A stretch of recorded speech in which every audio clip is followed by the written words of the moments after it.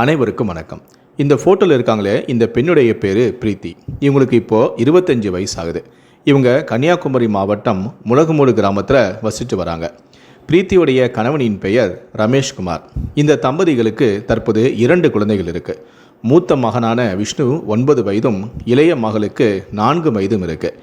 பிரீத்திக்கு 15 வயசு இருக்கும்போதே கணவனை பிரிந்த பிரீத்தியோடைய அம்மா குடும்ப கஷ்டத்தின் காரணமாக ரமேஷ்குமாருக்கு பிரீத்தியை திருமணம் செஞ்சு வச்சுறாங்க.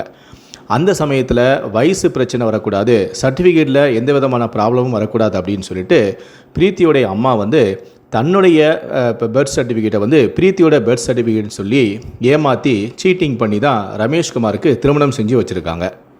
அதன் பிறகு 2 பேருமே கணவன் மனைவியாக சந்தோஷமாக தான் வாழ்ந்து வந்திருக்காங்க. அடுத்தடுத்து 2 குழந்தைகளும் பிறந்திருக்கு. ஆனால் இவங்க குடும்பத்தில் கடுமையான வறுமை ஏற்பட்டிருக்கு. அந்த சமயத்தில் தான் ரமேஷ்குமார், நான் வெளிநாட்டுக்கு போய் சம்பாதிச்சு பணத்தை அனுப்புகிறேன் அப்படின்னு சொல்லிட்டு வெளிநாட்டுக்கு போயிருக்காரு. சவுதி அரேபியாவிற்கு சமையல் வேலைக்காக அவர் போயிருக்காரு. அதன் பிறகு பிரீத்தி மட்டுமே 2 குழந்தைகளோட வாடகை வீட்டில் தனியாக வசித்து இருந்திருக்காங்க. ரமேஷ்குமார் வெளிநாட்டுக்கு போய் 2 வருஷத்துக்கு அப்புறமா நான் ஊருக்கு வரேன் அப்படின்னு சொல்லிட்டு தன்னுடைய மனைவிக்கு ஃபோன் பண்ணி சொல்லியிருக்காரு. 2 வருஷங்க அப்புறமா தன்னுடைய மனைவி மற்றும் குழந்தைகளை பார்ப்பதற்காக ரொம்ப சந்தோஷமாக வீட்டுக்கு வந்திருக்காரு. தான் இன்றைக்கி தான் வரப்போகிறேன், இத்தனை மணிக்கு வீட்டுக்கு வந்துடும் அப்படின்னு சொல்லிட்டு தான் மனைவி கிட்ட அவர் ஏற்கனவே சொல்லியிருந்தார். அவரும் ஆசையாக தன்னுடைய வீட்டுக்கு வரும்போது பார்த்தா வீடு வெளிப்பக்கமாக பூட்டப்பட்டிருந்துச்சு.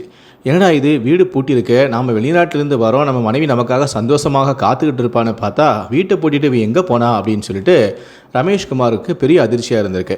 அப்போ தான் வீட்டுக்குள்ளே இருந்து குழந்தைகளுடைய சத்தம் கேட்டிருக்கு. உடனே அப்போ இவன் என்ன குழந்தைகளை வீட்டில் விட்டுட்டு வெளியே போட்டுட்டு போயிருக்காளே, அப்போ ஒருவேளை இங்கே பக்கத்தில் எங்கேயோ கடைக்கு தான் போயிருப்பாளோ அப்படின்னு சொல்லிட்டு தன்னுடைய மனைவியை அக்கம் பக்கத்தில் தேட ஆரம்பிக்கிறாரு.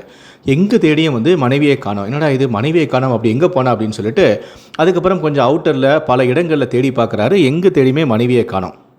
அதன் பிறகு இரவு வீட்டுக்கு வராரு. அப்போ பார்த்தா வீடு திறந்துருக்கு. வீட்டுக்குள்ளே பிரீத்தியும் இருக்காங்க. அப்போது சரியாக மணி ஒரு 10:30 மணி தாண்டிருச்சு. அப்போது பிரீத்தியை பார்த்து ரமேஷ்குமார் கேட்குறாரு, எங்கடி போன, பிள்ளைங்களை வீட்டுக்குள்ளே வச்சு பூட்டிட்டு அப்படி நீ எங்கே போன?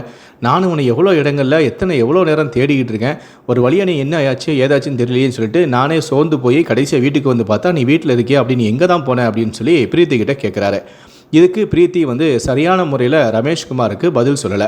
இதனால் ரமேஷ்குமார் தன் மனைவியோட தகராறு செய்ய ஆரம்பிச்சிட்டாரு. அப்போ நான் வெளிநாட்டுக்கு போன நேரங்களில் நீ இப்படி தான் குழந்தைகளை வீட்டில் வச்சு பூட்டிட்டு நீ எங்கேயோ வெளியே போய் ஊர் சுற்றிட்டு வரியா, எவங்களுடையோ போயிட்டு வரியா அப்படின்னு சொல்லிட்டு சண்டை போட ஆரம்பிச்சிருக்காரு. இதனால் கணவன் மனைவிக்குள்ள இப்போ தகராறு ஏற்பட்டிருக்கு.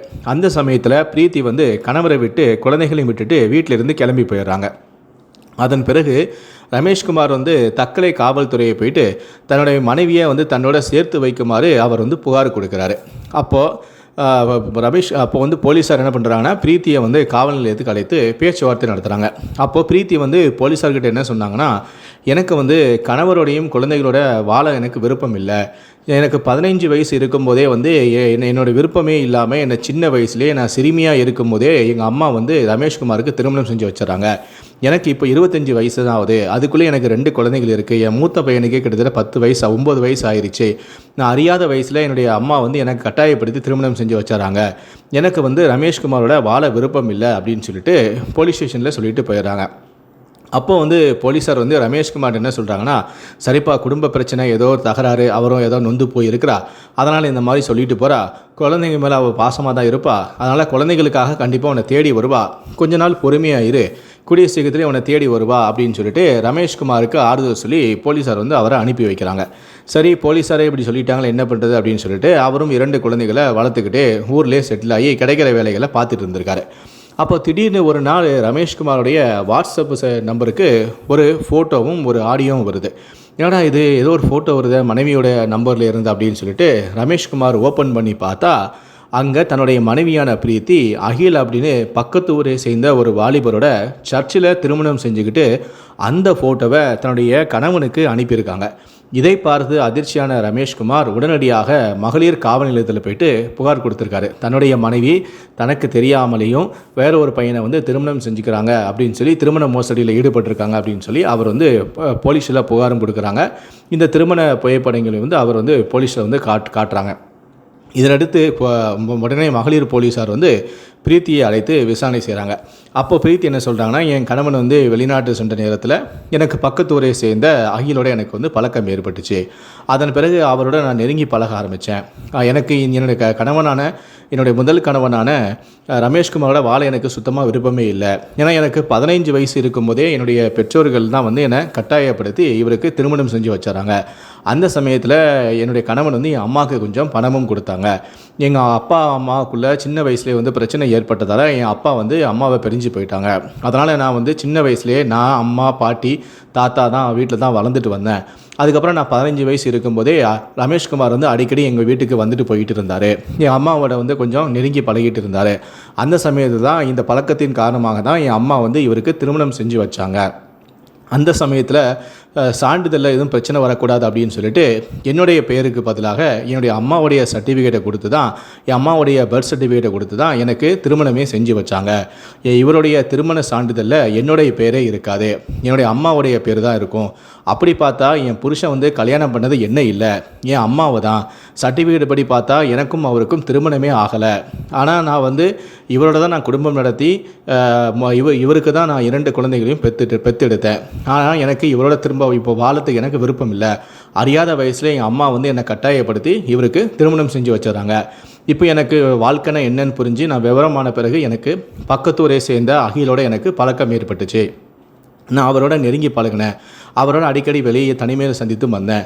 சம்பவத்தின்றி என் கணவன் வந்து வெளிநாட்டிலேருந்து வந்தபோது நான் வீட்டுக்கு லேட்டாக வந்தேன். என்னோட வந்து சண்டை போட்டு என்னை நடுராத்திரி வீட்டை விட்டு அடித்து விரட்டி அனுப்பிட்டார். நான் அப்போ ஆதரவு இல்லாமல் நடு ரோட்டில் இருந்தேன். அப்போ தான் அகில் வந்து என்னை கூட்டிகிட்டு போனார். அந்த சமயத்தில் நான் வந்து அகிலோட இருக்கேன் அப்படிங்கிற விஷயம் என் புருஷனுக்கு தெரிஞ்சுது. அப்போ அவர் என்னை பற்றி ஃபேஸ்புக்கில் வந்து அவதூறான கருத்துக்களை வந்து பேச ஆரம்பிச்சிட்டாரு.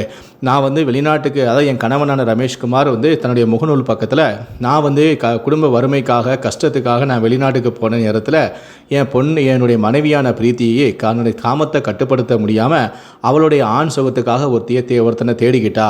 அவன் வேறு யாரும் அல்ல, பக்கத்து ஊரை சேர்ந்த இந்த ஊரை சேர்ந்த அகில் அப்படிங்கிற வாலிபன் சொல்லிட்டு என்னை பற்றி ரொம்ப அசிங்கமாக வந்து போட்டிருந்தார்.